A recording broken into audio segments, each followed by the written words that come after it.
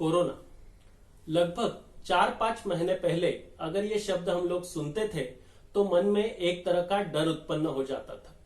लेकिन आज एक जगह कोरोना के पेशेंट बढ़ रहे हैं, पर कोरोना के कारण उत्पन्न होने वाला जो डर है वो काफी हद तक सेटल हो चुका है। लेकिन जिन लोगों को पहले कोरोना हो चुका है, ऐसे पेशेंट्स के लंग में काफी प्रॉब्लम लॉन्ग टर्म तक हो सकते हैं, ऐसे अभी सामने आ रहा है। इन लोगों के लंग्स की कैपेसिटी कम हो जाती है। तो आयुर्वेद में एक दवा ऐसी है जो आपकी लंग्स की कैपेसिटी बहुत अच्छी तरीके से बढ़ा सकती है।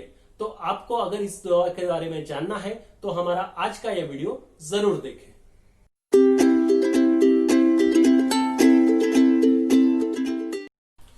नमस्कार मित्रों, मेरा नाम है डॉक्टर पुष्कर वाघ और आयुष आयुर्वेद चैनल में मैं आप सभी का मनपूर्वक स्वागत करता हूं। दोस्तों, आज हम बात करने वाले हैं कोरोना और उससे डेवलप होने वाले लॉन्ग टर्म साइड इफेक्ट्स के बारे में। जैसे हम लोग जानते हैं कि कोरोना ये रेस्पिरेटरी सिस्टम पे अटैक करने वाला एक वायरस है और इसी वजह से जो लोगों को कोरोना हो चुका है और वो जो हॉस्पिटल से डिस्चार्ज भी हो चुके हैं, ऐसे लोगों के लंग्स में भी लॉन्ग टर्म कुछ प्रॉब्लम पाई गई है, ऐसे HRCT के माध्यम से आज हमें पता चल रहा है।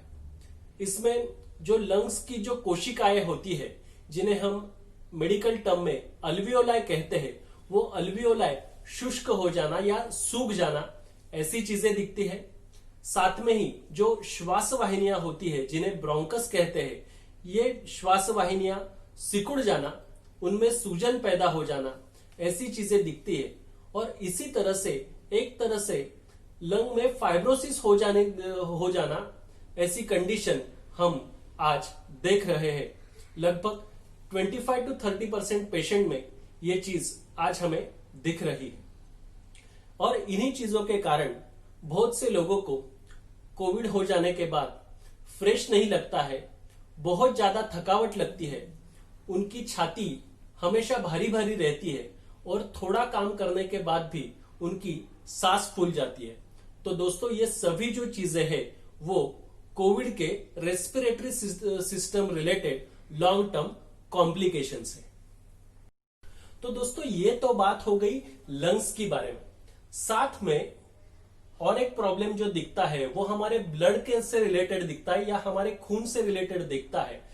इस कोविड वायरस के कारण हमारा ब्लड जो होता है वो ज्यादा गाढ़ा हो जाता है और उसी के कारण इसमें थ्रोम्बस पैदा हो जाना, मतलब इस रक्त की गुठली बन जाना, यह भी प्रॉब्लम बहुत बार देखने के लिए मिलता है। और जब ये गुठली हमारी किसी हार्ट की वेसल में जाके अटक जाती है तो हार्ट अटैक हो सकता है। ब्रेन के वेसल में जाके अगर समझो अटक जाती है तो उसके कारण पैरालिसिस या लकवा हो सकता है और दुर्भाग्यवश किसी किसी पेशेंट की इसके कारण जान भी गई है। इतनी गंभीर चीज इससे दिखती है। साथ में और एक चीज दिखी है, जो हमारे हार्ट के मसल्स होते हैं जिसे मायोकार्डियम कहते हैं, इस मायोकार्डियम के ऊपर भी इस वायरस का कुछ लॉन्ग टर्म साइड इफेक्ट देखा गया है। ऐसे भी चीजें साथ में हमें दिखने में आ रही है। तो दोस्तों, अगर हम लोग मोटी तौर पे दिखे तो ये जो वायरस है ये हमारी रेस्पिरेटरी सिस्टम को अफेक्ट कर रहा है और साथ में ही दूसरी बात मतलब हमारे ब्लड को अफेक्ट कर रहा है। तो आयुर्वेद के हिसाब से देखें तो ये जो वायरस है वो हमारे रेस्पिरेटरी सिस्टम को अफेक्ट कर रहा है और हमारे रक्त धातु के ऊपर इसका दुष्प्रभाव हमें ज्ञात हो रहा है।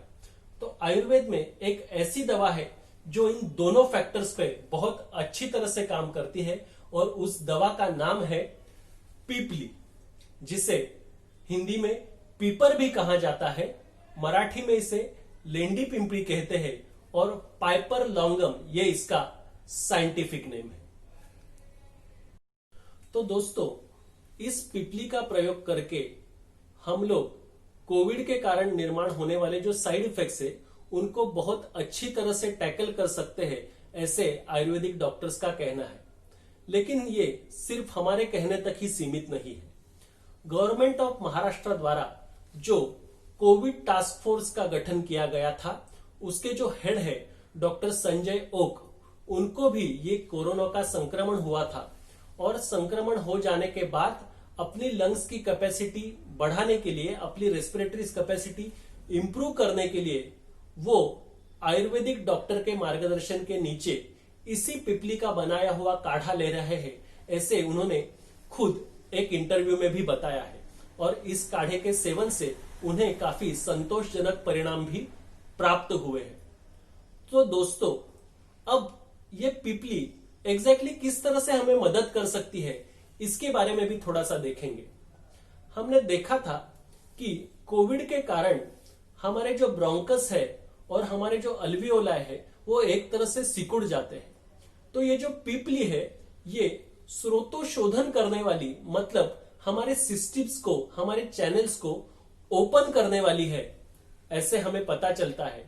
तो इस पिपली के सेवन से हमारी जो रेस्पिरेटरी सिस्टम्स है उसमें जो कंजेशन निर्माण हो गया है वो कंजेशन खुलने में मदद मिलती है। साथ में ही पिपली के कारण जो लंग्स में होने वाला इन्फ्लेमेशन है वो इन्फ्लेमेशन कम होने में भी पिपली की मदद होती है, ऐसे भी कई रिसर्च से सामने आ चुका है। इसलिए ब्रोंकियल अस्थमा के जो पेशेंट्स होते हैं इसमें भी हम लोग रूटीनली इस पिपली का प्रयोग करते हैं। पिपली का और एक जो उपयोग है वो टीबी के पेशेंट्स में भी दिखता है और इसके ऊपर एक रिसर्च भी पब्लिश है कि अगर हम लोग पिपली से बना हुआ जो पाइपरिन नाम का केमिकल होता है उसका सेवन अगर हम लोग टीबी की एलोपैथिक दवा के साथ करें तो उससे एलोपैथिक दवा की डोज कम हो सकती है और जिससे डोज कम होने के कारण साइड इफेक्ट कंट्रोल होने में भी मदद मिलती है।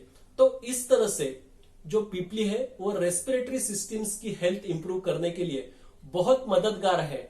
ये इस तथ्यों से आपके सामने आया होगा।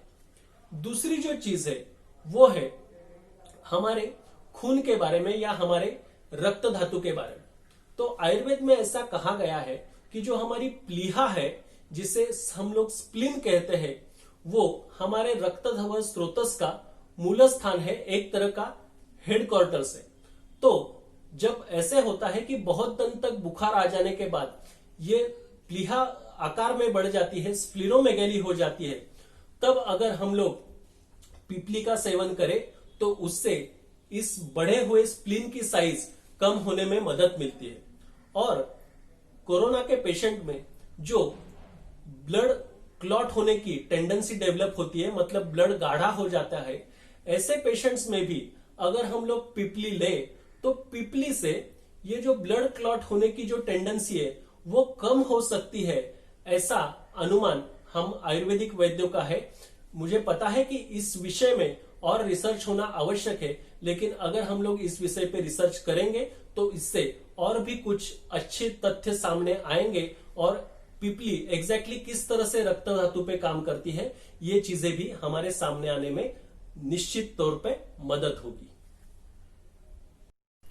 तो दोस्तों, इसका मतलब ऐसे नहीं है कि कल से हर कोई पिपली लेना शुरू कर दे, क्योंकि आयुर्वेद में भी ऐसे बताया गया है कि अगर आप ज्यादा मात्रा में पिपली का सेवन करते हो तो उसका आपके शरीर के ऊपर दुष्प्रभाव या फिर साइड इफेक्ट हो सकता है।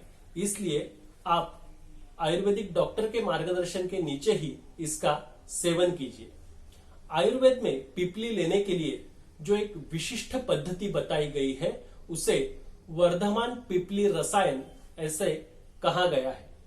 तो इस वर्धमान पिपली रसायन के बारे में आयुर्वेदीय ग्रंथों में बहुत विस्तृत में जानकारी दी हुई है, लेकिन इस डिटेल में न जाते हुए जिन प्रैक्टिकल वे से मैं मेरी प्रैक्टिस में इस पिपली का प्रयोग करता हूं वही चीज मैं आज आपके साथ शेयर करने वाला हूं। तो अगर आपको इस तरह से कोविड हो चुका है और आपको आपकी लंग्स की कैपेसिटी इंप्रूव करनी है तो आप इसका सेवन कर सकते हो।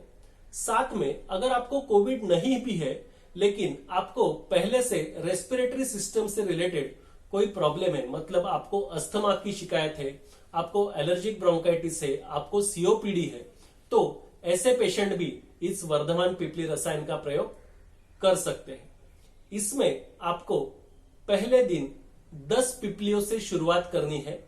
दूसरे दिन आप 3 पिपलियां बढ़ाएंगे तो दूसरे दिन हो गई 13 पिपली, तीसरे दिन हो गई और 3 बढ़ा के 16 पिपली।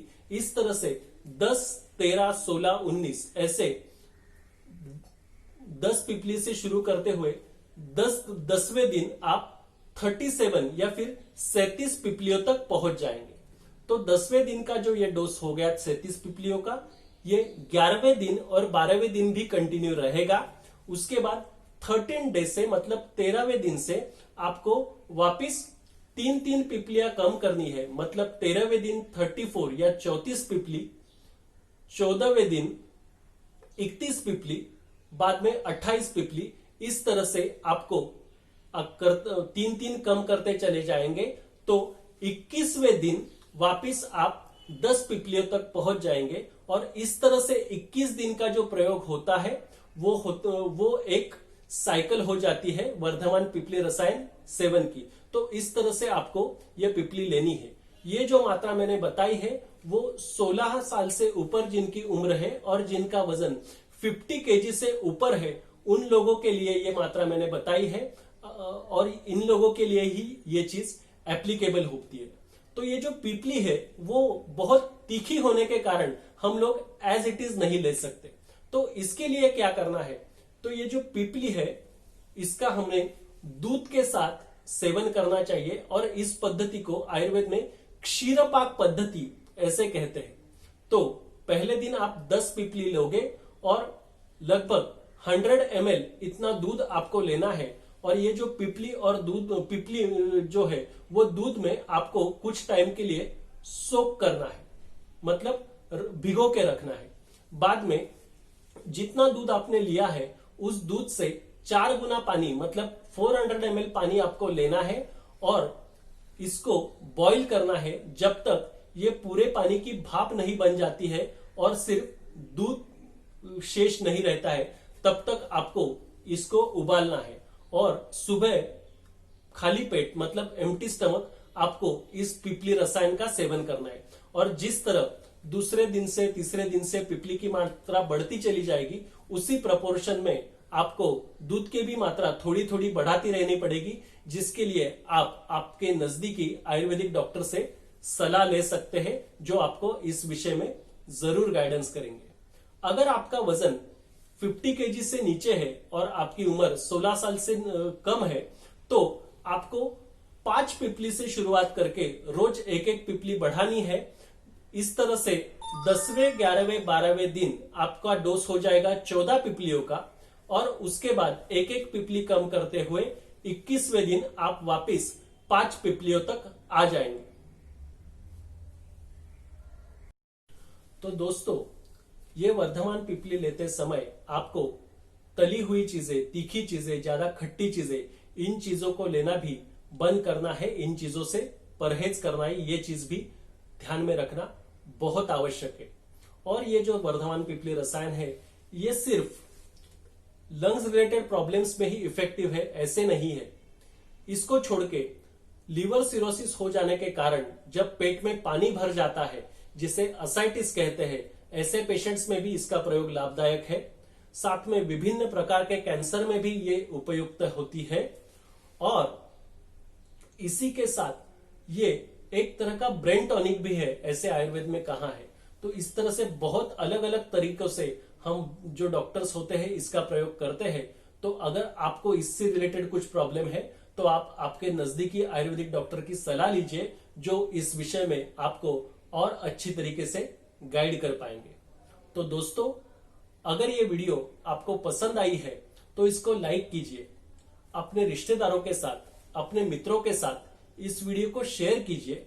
और आयुर्वेद के विषय में अगर आपको रुचि है और नवीन नवीन विषयों में आपको जानकारी हासिल करनी है तो हमारे आयुष आयुर्वेद चैनल को सब्सक्राइब कीजिए और सब्सक्राइब करने के बाद बेल आइकन का जो चिन्ह है उसे दबाइए, जिससे जब जब हम कोई नया वीडियो अपलोड करेंगे तो उसकी जानकारी सबसे पहले आप तक जरूर पहुंच जाएगी। तो यहां मैं विराम लेता हूं।